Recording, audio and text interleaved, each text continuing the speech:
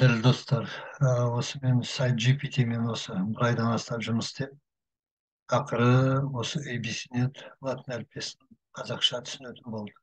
Қазір мен сіздерге осыны көрсетейін. Алдында сөйлесіп келдім, қазір мен түсінемін дедім. Мен оған қазір міне şu деп I can help you. Маған әйтеуір міне можешь қазір міне маған ә, жібер деп отыр материалды. Жарайды, мен қазір міне кез келген материалды алайын. Дегенмен бара салайық, әйтеуір қалған. Мысалы, міне президент жаңа материал ғой, міне бүгін ол президент Газпром компаниясы бүгінгі материал шығару шамасы. Әйтеуір, так, авторда ұсталmış maslahat sayılan депутаттар деп. Осыны ала салайық енді.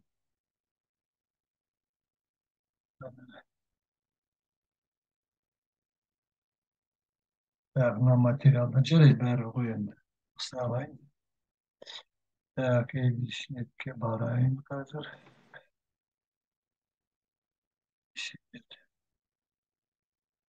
Так, енді ол бағыт.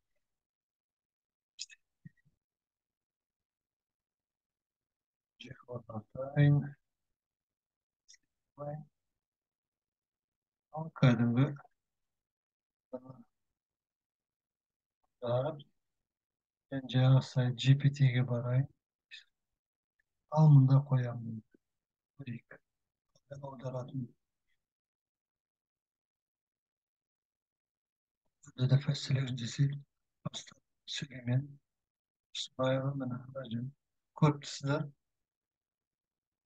Енді сіздер мен ойымша мен тексеру жөнінде сіздер опа ғой. Мынау видео кез келген жерде тоқтата аласыздар, тексере аласыздар. Міне бүгін числоны мен көрсетейін міне. 25 наурыз айы 23 міне. Осы жерде. Міне көрсеңіздер сол. Оның алдында міне целый мен енді осымен және қанша материалдар міне болсын. Осы сөйлескен материалдар міне әйтеуір міне көндіргендей болдық та. Сол міне тек шоуда болғанымды керек десеңіз тек шоуға барарда осы 7-ші, 8-ші, 9-ші наурыз айында Лондонда өтті. Бұл көрме Big Dataмен байланысты ғой. Біз айтып жатқан ғой. Бүкіл Қазақстанның деректер банкісі, бүкіл дүние басқа енді дамып жатқан мемлекеттердің деректер банкісі бәрі сол дамыған мемлекеттердің дейта центрлерінде бәрі сақталады. Сол себептен ол егер біз енді ұлттық банк дейміз ғой, біздің ақшамыз сақтайды. Тап сондай ақпарат, хабар, мәліметтер соларда сақталады. Но енді сіздер білесіздер бұл не екенін. Сол себептен сіздер Mail.ru деп Ресейге тәуелді болмай, жақсы email әйгілі дейта центрлердің бәрі Google-дікін болсын, не болмаса басқа нелерде сақтағандан жөн. Мысалы, неге қазір сізге айтайын, мысалы, осы ақш неге TikTok-пен күресіп жүрді ең басында, және жуырда да оған қарсы. Дейта центрлер ол қай мемлекетте салынады, сол қожайыны болғандай болады.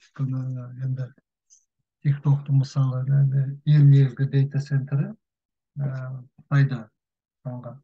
Ол деректер банкісі кім мысалы оған тіркеледі, бүкіл деректер банкісі сол және өз тіркелгенде сіздер және шарт қоясыздар, что сіздердің деректер банкілері олар обработка жасай алады деген сөз. Вот сол. Жарайды, рахмет, мен сіздерге жай көрсеткенім бұны.